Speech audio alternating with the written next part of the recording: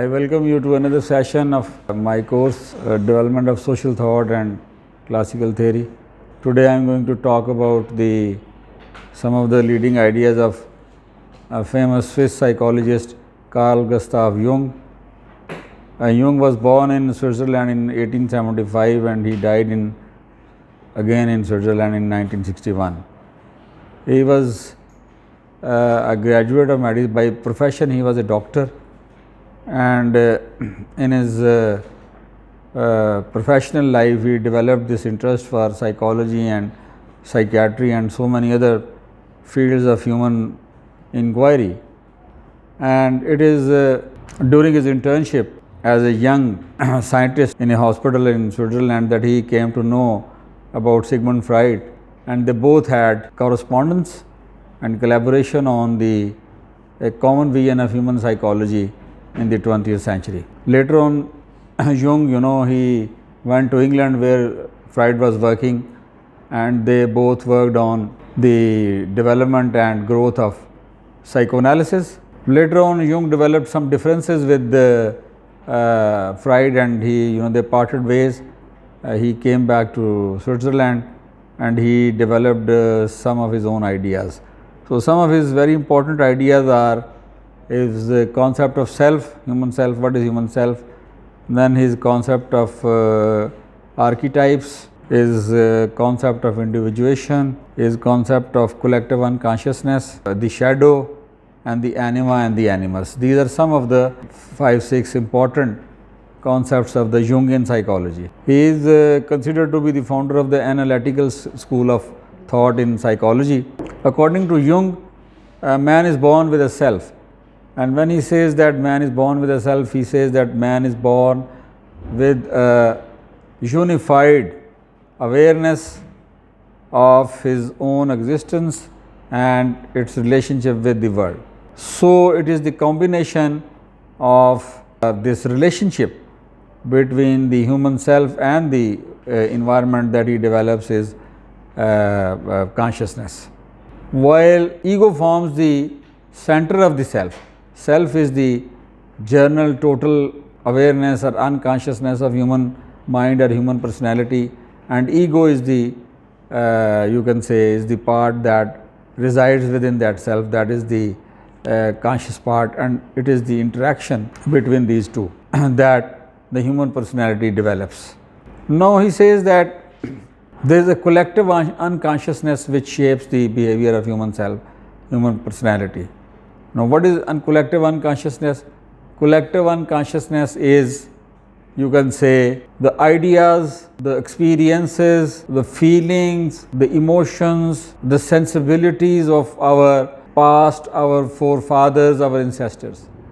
All the experiences, all the sensibilities, all the emotional and mental energies and actions and capabilities, they come together and they make part of the collective consciousness of a person.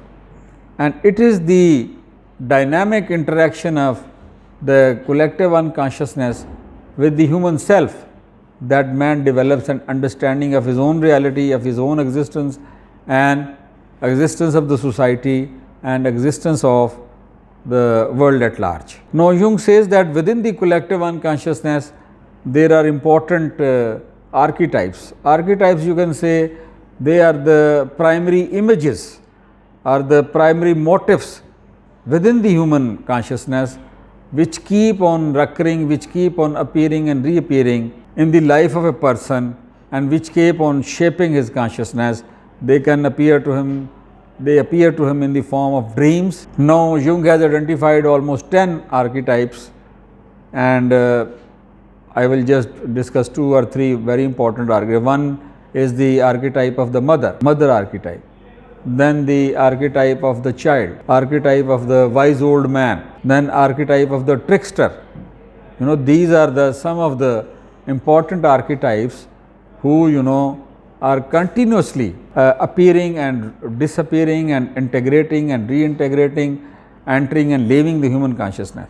And they are the you can say they are the heritage of the collective unconsciousness. They are the symbolic representations of the collective unconsciousness of the mankind, and they have developed over a period of time. For example, the mother complex or the mother archetype appears when a mother-like figures appear to a person in a dream. That shows it is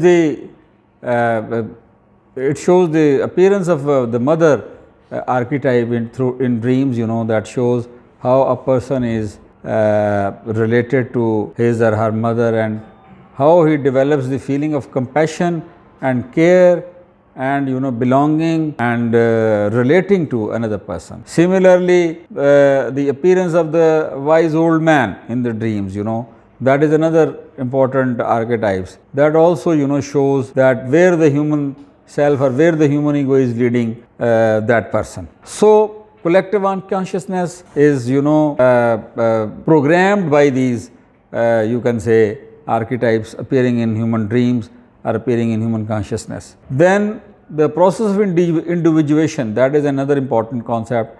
And individuation means that realization of the unique individual consciousness of a person, and that is a process, that is, and from birth till death it is a continuous process, and this process takes place through a dynamic interaction between the self and the ego, between the conscious and the unconscious world of a human being. And it is through the interaction of the consciousness and the unconsciousness that human beings, they develop their unique sense of individuality, they develop their unique sense of identity, they develop their unique sense of I-ness or beingness, what they are, how they are, why they are. So it is a lifelong process, individuation, and through this process one comes to realize himself or herself. Then he goes on to explain the role of anima and animus. He says that within every man there lives a symbol of woman, which he describes as anima. Every man carries with himself the feeling, or on the psychological level, on the emotional level, carries with himself a symbol of an experience of femininity, of woman, which he terms as anima. And similarly, every woman or every girl, he carries within herself a symbol of man or experience of man, which he describes as animus. So it is again the interaction, it is again the dynamic interaction between the anima and the animus, that the identity of the self or the reality of the self and the ego is continuously shaped and reshaped. So collective unconsciousness, then archetypes in the collective unconsciousness, through the process of individuation becomes more elaborate and delineated, and from there onwards one comes to understand the link between the anima and the animus. One important part of Jungian psychology, one very important concept is the concept of shadow. Jung claims that the experiences, the feelings, the emotions which a person cannot share or which a person do not expresses, they come to form a shadow within a human being. In every human being there is a shadow, which means there is a dark side of the human self, dark side of the human ego.